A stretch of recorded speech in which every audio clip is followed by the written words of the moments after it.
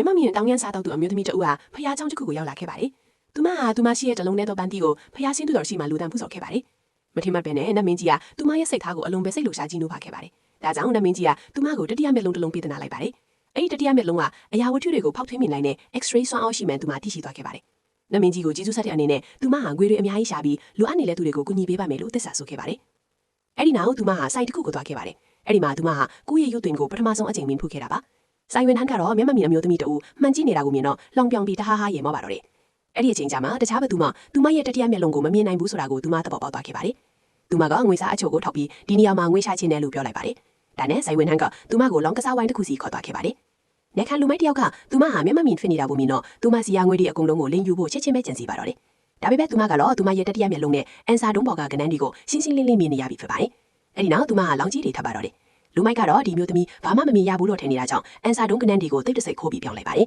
။ကျန်တဲ့လူတွေကလည်းအဲ့ဒီလူမိုက်နောက်ကိုလိုက်ပြီးလောင်ကြီးတွေထပ်ခဲ့ကြပါတယ်။လူမိုက်ကအန်ဆာဒုံးခွက်ကိုဖွင့်တော့မယ့်အချိန်မှာပဲသူမဟာတတိယမျက်လုံးစွမ်းအားကိုသုံးပြီးကနန်းတွေကိုမူလာအတိုင်းပြန်ပြောင်းပြလိုက်ပါတယ်။လူမိုက်ကအန်ဆာဒုံးကနန်းတွေကိုမြင်လိုက်ရတဲ့အခါစွန့်အပ်ပြီးကြောက်သွားပါတော့တယ်။ဘာဖြစ်သွားမှန်းဘယ်သူမှမသိလိုက်ကြပဲဒီပွဲမှာသူမဟာငွေတွေအများကြီးအနိုင်ရသွားခဲ့ပါတယ်။ဒါပေမဲ့လူမိုက်ကအရှုံးမပေးချင်ဘူးဖြစ်နေတာပါ။သူကနောက်တစ်ပွဲထပ်ကစားဖို့စင်ခေါ်ရမှာသူမကလည်းသဘောတူလိုက်ပါတယ်။အဲ့ဒီနောက်သူမဟာရှိသမျှငွေစားတွေအကုန်လုံးကိုဒီပွဲမှာပုံအောပြီးလောင်လိုက်ပါတယ်။သူမဟာအန်ဆာဒုံးဘော်ကကနန်းတွေကိုတတိယမျက်လုံးနဲ့ထပ်ကြည့်လိုက်ပါတယ်။ဘေးကလူတွေကလည်းကနန်းတွေကိုခိုးကြည့်နေကြပါတယ်။လူတိုင်းဟာသူမရဲ့မျက်မှန်မြင်ဖြစ်မှုကိုအခွင့်ကောင်းယူနေကြမှန်သူမသိပေမဲ့လည်းဒီတပွဲတော့လောင်ကြည့်မထကြပါနဲ့လို့စေတနာနဲ့တတိပေးချက်ပါသေးတယ်။ဒါပေမဲ့ဘသူမှသူမစကားကိုနားမထောင်ကြပါဘူး။လူမိုက်နောက်ကိုလိုက်ပြီးသူတို့ရဲ့ငွေတွေကိုအကုန်ပုံအောလောင်လိုက်ကြပါတယ်။အဲ့ဒီအချိန်မှာလူမိုက်ကအန်ဆာဒုံးကနန်းဟာသူဖြစ်လိမ့်မယ်လို့ခံမှန်းခဲ့ပေမဲ့သူမကတော့ဒီတပွဲမှာကနန်းရှိမှာမဟုတ်ဘူးလို့ပြောလိုက်ပါတယ်။အဲ့ဒါကိုကြတော့လူတိုင်းကဝိုင်းညံကြတာပေါ့။လူမိုက်ကအန်ဆာဒုံးခွက်ကိုဖွင့်လိုက်တဲ့အခါအန်ဆာဒုံးတွေဟာအရှင်းအဟုန်နဲ့လဲနေပြီးအပေါ်ကကနန်းတွေအားလုံးဟာပုတ်ထုံးမှုကြောင့်လုံးဝပျောက်ကွယ်သွားခဲ့ပါနေ။သူမဟာနောက်တစ်ချိန်ထပ်ပြီးအောင်ပွဲခံခဲ့ပြန်ပါတယ်။ဒါပေမဲ့လူတိုင်းကတော့ဒီအမျိုးသမီးကလင်ညာကစားနေတယ်လို့ထင်ကြပါတယ်